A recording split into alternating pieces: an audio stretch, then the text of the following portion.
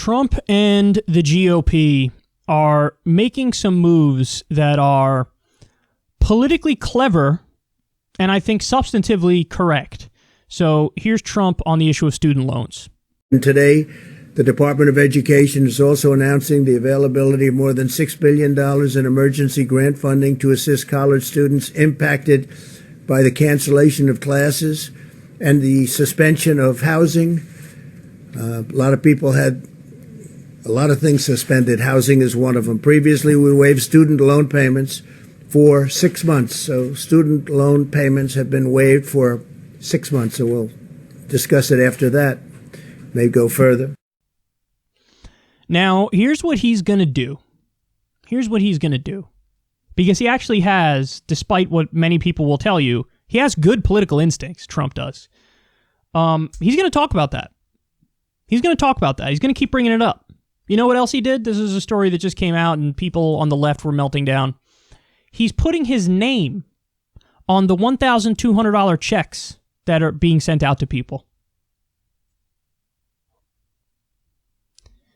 Now, again, you might flip out if you're on the left, but why? Because the real reason is people know, oh my God, people are going to get those checks, they're going to see his name, they're going to give him all the credit for giving him those checks, and that's going to make them like him more and want to vote for him. That's right. So what Donald Trump does is relentlessly makes his own case, and he never stops. Even when I think it's like clear that he's so wrong about something, he's just like, nope, I'm just going to pretend like I'm not, and I'm just going to plow forward. I'm just going to keep telling you that I'm right.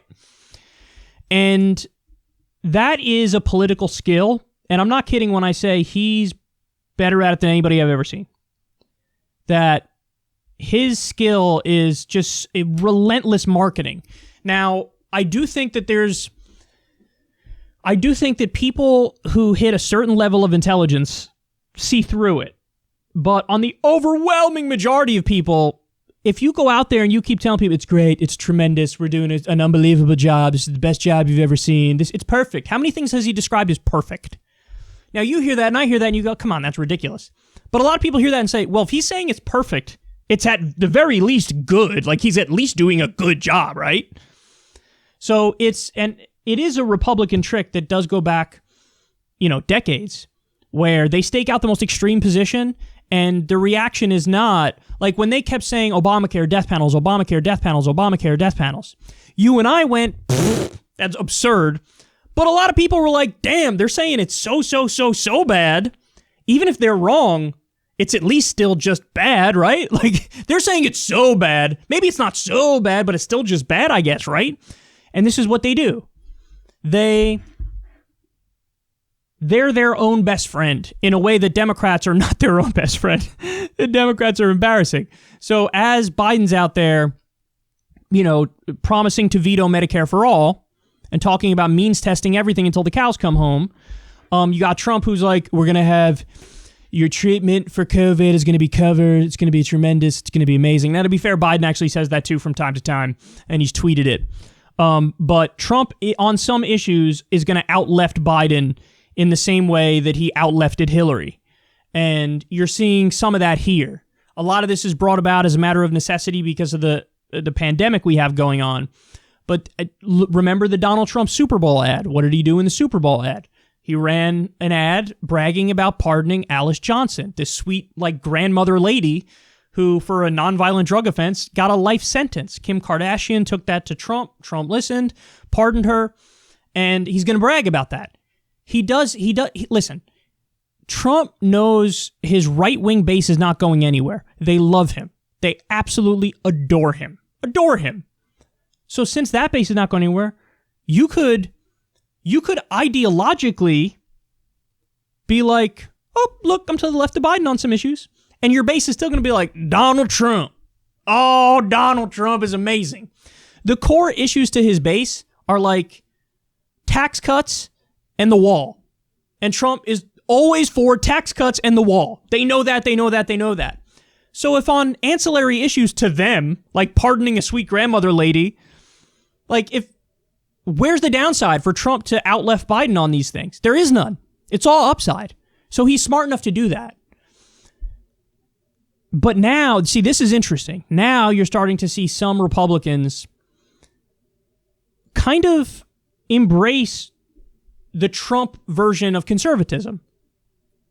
So it used to be the case that everybody in DC, all these politicians, were Mitch McConnell conservatives, were Mitt Romney-like conservatives, Newt Gingrich-like conservatives, John Boehner-like conservatives. And what does that mean? Deeply establishment.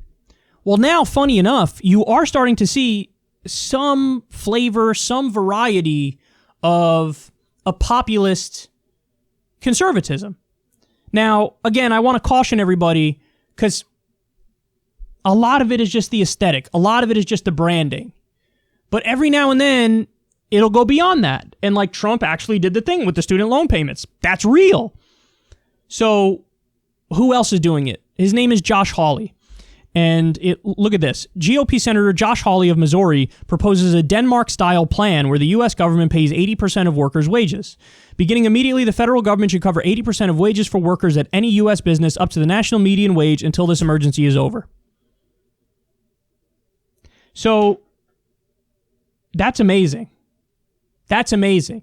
So what you have there is kind of like the return of the paleo-conservative. That's the Pat Buchanan version of conservatism, which is, protectionist on trade and let's protect American jobs. And this proposal, just call it what it is. It's an economically left proposal. That's what that is. And you have a Republican pushing it. At the same time, you have like Nancy Pelosi. She was one of the people who said, no. We need to means test this, this payment that we want to give people for the pandemic. She said that. Now, don't get it twisted. Steve Mnuchin, who's a Goldman Sachs lackey, the Treasury Secretary, he was like, oh, totally, I'm down. Because originally Steve Mnuchin came out and said, UBI, we're looking to give money to people quickly. And Pelosi was like, well, let's means test it. And Mnuchin, my point is Mnuchin wasn't like, no, I think we should not means test it. No, he's more than willing to means test it. So the devil is always in the details, and I wouldn't be surprised if this idea gets watered down 1,000 ways to Sunday, and it's just a branding exercise. But it does say something that now you have the Democratic Party has become so overwhelmingly and openly the party of the well-off suburbanite. And so you have so much neoliberalism coming out of the Democratic Party, and you have flashes in the Republican Party of some degree of populism. Now, of course, the downside to that is more often than not, it's just branding on the Republican side. But beyond that, look at all the other issues where they're still insanely dead wrong. Like, they'll never give an it. They'll be super hardline on immigration, super hardline on, gay rights, family values, all like the social issues stuff. And so there is like a deal with the devil to be made there. But point is, there's a weird, I don't think we're going to get a full realignment, but there's the weird, bubblings of a realignment that pop up every now and then. And it's like, well, what if the Republicans fought for the working class? And because as of right now, and you all know this, nobody fights for the working class. Nobody does. The Republican Party is still largely owned by big business, and the Democratic Party is still largely owned by big business. And you got, a few interesting and unique people on the fringes who are somewhat principled and ideologically driven and not like complete corporate sellouts. But needless to say, what Trump did with the student loan thing and what Josh Hawley is proposing with the government paying 80% of workers' wages, that's definitely a step in the right direction. And I'd be happy if we had two parties that were openly populist and fighting for working people. But unfortunately, what we have now and what I think we'll continue to have is neither party being populist and fighting for working people. But every now and then, you get both of the parties trying to pretend through branding that they are that. But when we're lucky enough to get a win, like we're getting now with the student loans, man, I'll take it.